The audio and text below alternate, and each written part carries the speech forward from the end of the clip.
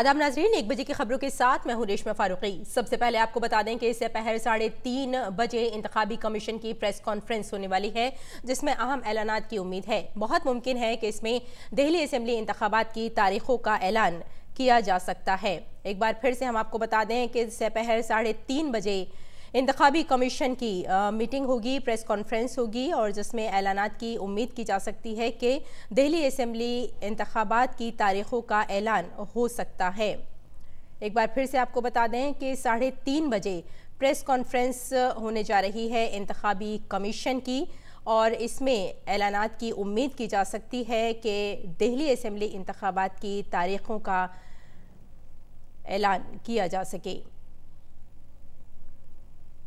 एक बार फिर से नाजरीन, हम आपको बताते चलें कि आज दोपहर 3:30 बजे इंतखाबी कमीशन की प्रेस कॉन्फ्रेंस होने जा रही है, और बहुत मुमकिन है कि इसमें ऐलानात किए जा सकें कि तारीखें क्या होंगी दिल्ली असेंबली इंतखाबात की।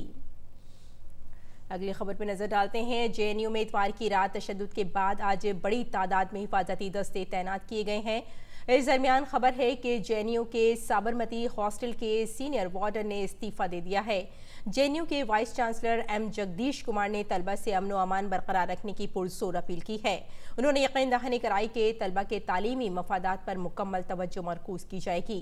यूनिवर्सिटी सभी तलबा की तालीमी सरगर्मियों को आगे बढ़ाने से मुतालिक सहूलत फराहम करने के लिए हम वक्त तैयार है। हम इस बात को यकीनी बनाएंगे कि उनका सरमाई सेशन का रजिस्ट्रेशन बगैर किसी रुकावट के मुकम्मल हो। जेएनयू अहाते में गुज़श्ता शब उस वक्त तशद्दुद का वाक़या पेश आया था जब लाठियों के साथ कुछ नकाबपोश लोगों ने तलबा और असातिज़ा पर हमला किया था। इस दौरान एम्स के ट्रॉमा सेंटर में इलाज करा रहे जेएनयू के 34 तलबा को अस्पताल से छुट्टी दे दी गई है। इत्तलात और नशरियात के मरकजी वजीर प्रकाश जावड़ेकर ने जेएनयू में पेश आए तशद्दुद के वाक़े की सख्त अल्फाज में मज़म्मत की है। उन्होंने कहा कि इस मामले की जांच होनी चाहिए। मरकजी वजीर और बीजेपी लीडर स्मृति ईरानी ने कहा है कि तलबा को सियासत से दूर रहते हुए तालीम पर तवज्जो मरकूज करनी चाहिए। और इराक़ी पार्लियामेंट ने एक करारदाद मंजूर करके तमाम गैर मुल्की फ़ौजियों को मुल्क छोड़ने को कहा है।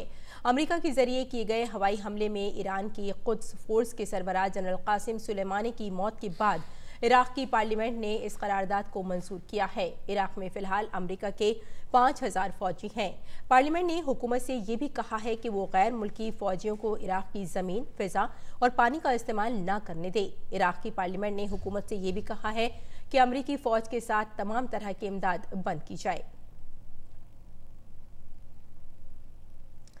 ईरान के फैसले के खिलाफ अमरीकी सदर डोनाल्ड ट्रंप ने सख्त इंतबाह देते हुए कहा है कि अगर ईरान हमला करता है तो अमरीका बेहद सख्त कार्रवाई करेगा। इतना ही नहीं, ट्रंप ने इराक को भी इंतबाह देते हुए कहा है कि अगर इराक से अमरीकी फौज को निकलने पर मजबूर किया जाता है तो वो इराक के खिलाफ सख्त तरीन पाबंदियां आयद करेगा।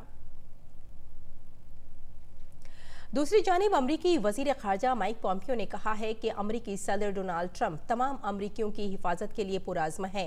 उन्होंने कहा कि सिर्फ इराक ही नहीं बल्कि पूरे खित्ते में अमरीकी शहरियों की हिफाजत के लिए सख्त कदम उठाएंगे।